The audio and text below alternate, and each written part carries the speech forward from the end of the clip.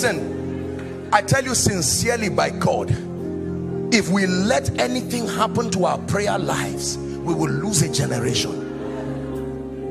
There are many nonsense. Even if you are feeling sleepy, sleep in the place of prayer.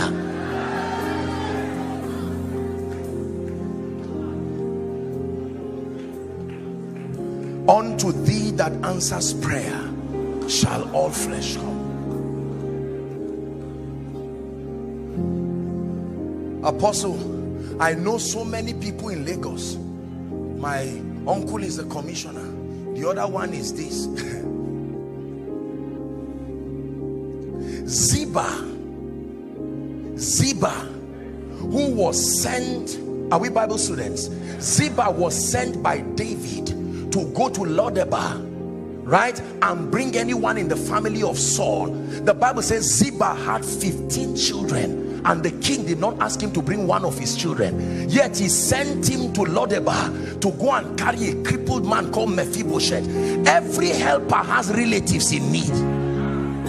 Whatever will make your destiny helper leave his relatives and come to you must be prophesied from the realm of the spirit. Let me speak to someone. I stand by the God of heaven and by the spirit of prophecy. Between now and the end of this year, I call the helpers of your destiny. Appear now. Appear now.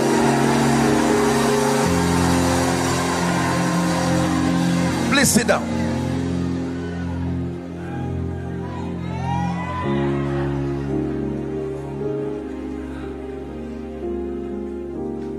There are pastors that don't pray.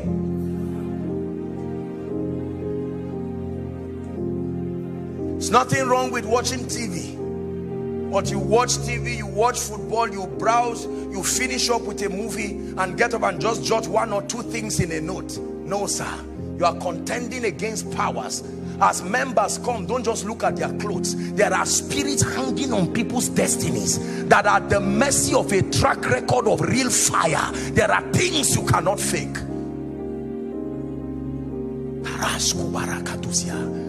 That someone comes to your service just when you are sharing the grace and he says, my God, I came late, but the kind of fire burning there was so much that even your coming late was still an advantage. You become a flame of fire. You visit someone, you visit a shop, give me a bottle of minerals. Just because you held a bottle from that shop, as soon as you go, the owner of the shop will notice that people started coming. What happened?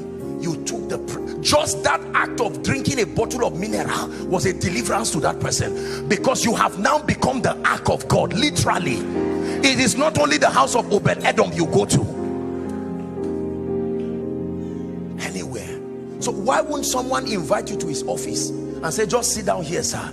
He won't tell you that's why he brought you. They have studied the antecedents and they have seen that God is with you. Rabbi, we know that thou art a man sent from God, for no man can do these things except. Let me tell you, if you do not carry fire, it's unfair for men to need you. Why should they need you?